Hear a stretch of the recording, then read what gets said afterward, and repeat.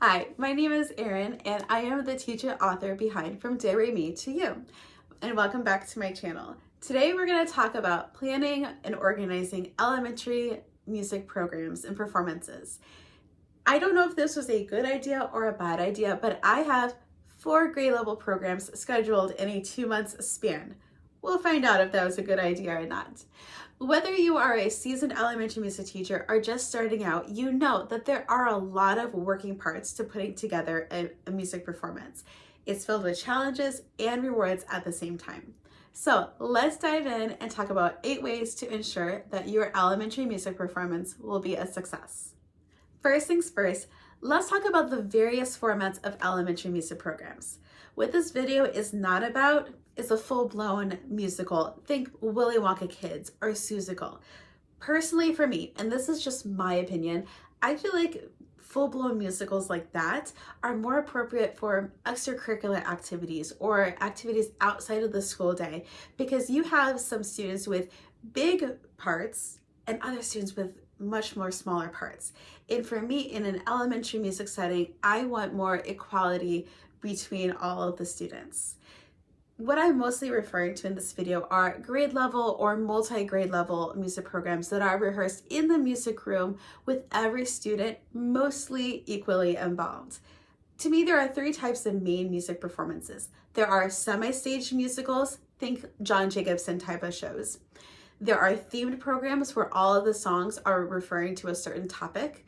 And then there are programs that use children's literature as the inspiration or foundation for a musical. I'm going to focus more on creating a program from scratch, either with themes or children's literature, but if you like doing semi-staged programs as well, there are some really good tips in this video as well. All right, the corner of success. Plan ahead. It's as simple as that.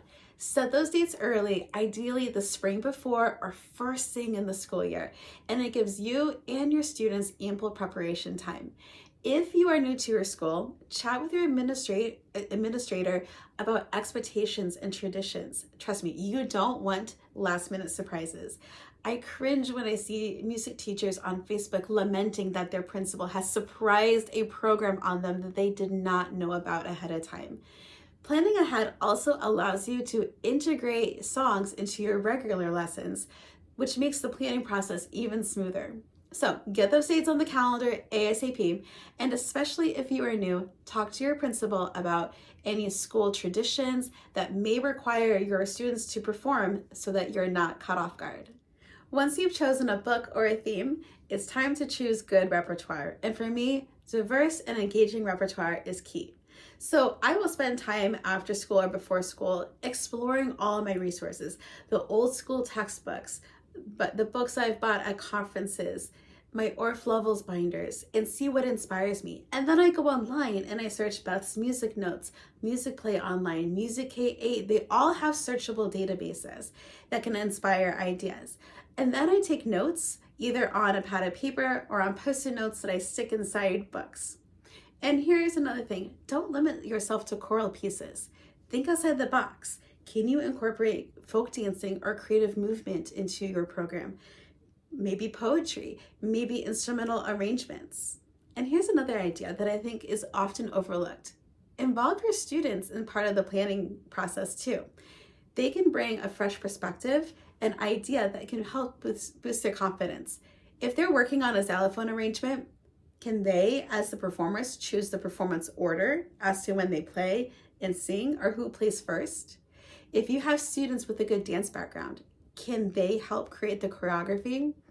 Giving them the opportunity to have a say in what they do gives everyone ownership of the program. The next step is to ensure effective practicing. If I've chosen my programs and repertoire in advance, I like to try to introduce 1 or 2 songs earlier in the year if they relate to the concepts that we are learning. That way, it's easy to bring them back for the program and just fluff them up, beef them up a little bit for the performance. It's also a really great idea as you're teaching music to have visual aids, whether they are lyrics on a screen or sending students home with a lyric sheet that they can practice. The more times that they see the words, the more likely they are to memorize them. But at the same time, don't let the words be a crutch. I always tell my students, once they think that they are confident and know them, I'll tell them to glance at a couple lines, close their eyes as they sing, and when their brain runs out of words, open their eyes again and look at the next couple of lines. And that really helps them learn to memorize the words. You can also work with the classroom teachers and see if they can play some of the music during their class time, especially when students come in the morning or are packing up and can easily sing along. It doesn't take from their instructional time. And if you have small groups that are practicing, maybe an instrumental group or a creative movement group, you can see if the classroom teachers will let you borrow the students for 10 to 15 minutes at a time. I have found from experience that the first few minutes of class, first 15, 20 minutes, when I don't have any classes, is a great time for me to borrow students. Going along with the theme of working with the classroom teachers is collaboration. Don't let planning a music program be a solo mission. It really should be a team effort. So don't hesitate to ask from other teachers and parents if they have specific talents that you could use. Delegate tasks like props or decor, folding programs. If you have an art teacher in the building, they may be able to help. It only takes one or two parents who can rally other parents around to help with tasks as well. Remember, burnout is real, and if you're planning large programs or multiple programs at a time, there's a lot of moving parts, and the more help that you can get from parents and teachers who can take the lead on just a couple tasks, let them run with it. Another aspect that's often overlooked is communication, and clear and consistent communication is so important. You need to keep everyone in the loop with the dates, needs, and rehearsal schedules. For parents, I try to send both home paper reminders and digital reminders because you know that half of those papers will never make it out of the backpacks, right? Remember, if the parents don't know about the program, they're not going to send their kids to the program. And also, don't forget to communicate with those in your building. Who needs to set up the chairs and the risers? Who has to unlock the doors for the evening performance? Who prints the program? Who will help monitor the students before the show? A successful music performance relies on everyone being informed. I know, this is a lot. On top of everything else we have to do as elementary teachers, this is a lot to keep track of. But staying organized is so crucial in managing the different aspects of planning a music program.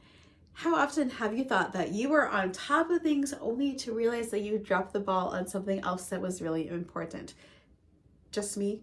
Oh, okay. Well, anyways, my poor ADHD brain is very much an out of sight, out of mind brain. Just ask my husband. So I have to rely on checklists to help me out. And I created a checklist just for my music programs. I print one off for each grade level, and I print them out and I put them on the wall right by my desk so I see them every day. And this helps keep me on track of tasks and deadlines because I have what I need to do for planning 3 months, 2 months, the month before, week before, and the day of. If you would like your very own free copy of this checklist, you can check down the link below. And last but not least, at the end of the day, amidst all the planning and coordination and stress, don't forget to enjoy the process. Witnessing the growth of your students turning into performers is so rewarding. So take a step back, appreciate the journey that you and your students have been on. You are going to see some kids come out of their shells and other students find new talents that you did not know even existed. So there you have it, 8 essential tips for organizing a successful elementary music program. If you found this video helpful, don't forget to like, share, subscribe, all that jazz. Also, let me know in the comments if you have any other tips or experiences that you would like to share. And if you want your own music program planning checklist, also click the link below. Keep the music alive, and I'll see you in the next video.